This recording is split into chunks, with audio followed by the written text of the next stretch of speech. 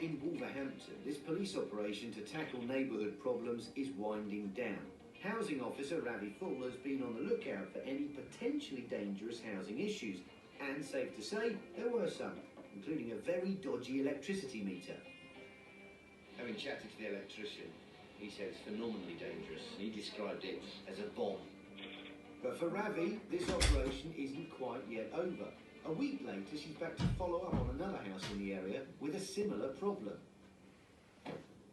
So we were subsequently called back to the property by the police because they found the gas meter and the electric meter had been bypassed.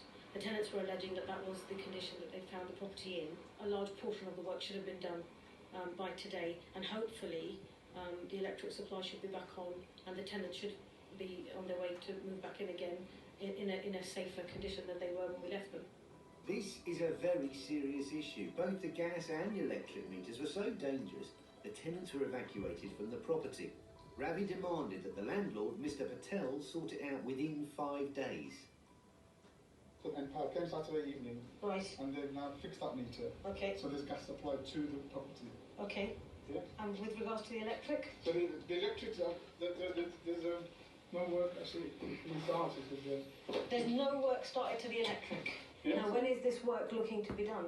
Because the notice was served on you on Thursday, and that was for 5 days, which runs out tomorrow. Yeah, so the work is been done today, so he said get me a certificate by the end of play tomorrow. Right. That's what he's told. So he's going to be able to bring the whole installation up to regs by end of play tomorrow. By end of play tomorrow. Mr. Patel seems confident he can make the repairs in time for the tenants to move back in. What's less clear is how the meters got like this in the first place. How do we check, like these tenants have said, that all the meters were bypassed before they moved in?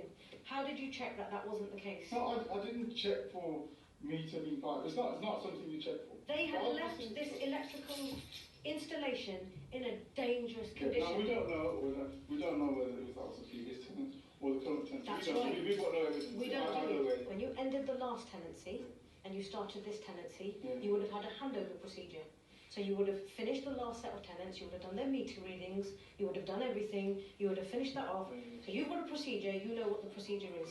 Because no checks were carried out, there's no way of finding out who's responsible for tampering with the meters at this house. But it's up to the landlord to ensure that electrical and gas installations at a property are safe.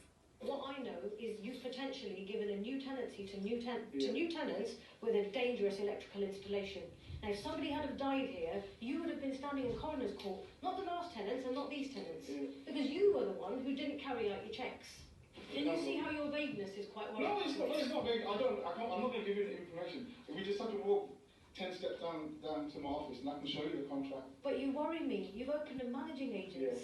You're working on behalf of other landlords. You worry me, Mr. Patel. And Ravi spotted another serious problem with the property. So we've got a few issues here. We had no working smoke alarms on the day that I came in. Okay. Smoke alarms, I don't understand. Smoke alarms is something that's quite passionate to me. I make sure there's smoke alarms in every property. These smoke alarms here, these are what they call hardwired smoke alarms. That's right. Now what I'm going to do now, which is why it's going to take longer, is going to put these back into service. Okay. Because obviously then there's no issue with the tenant and ripping the battery out. They can. Well, they can still rip the whole thing off. You can't do anything about that. Right. Okay. I think we're just very, very grateful this time around that we haven't got a death on our hands. Ravi's dished out quite a battering, and it may have left Mr. Patel bruised, but certainly better informed too. This is a wake-up call, as the landlord was saying, where he's going to have to start really actively managing his own properties and properties that he's managing for other people.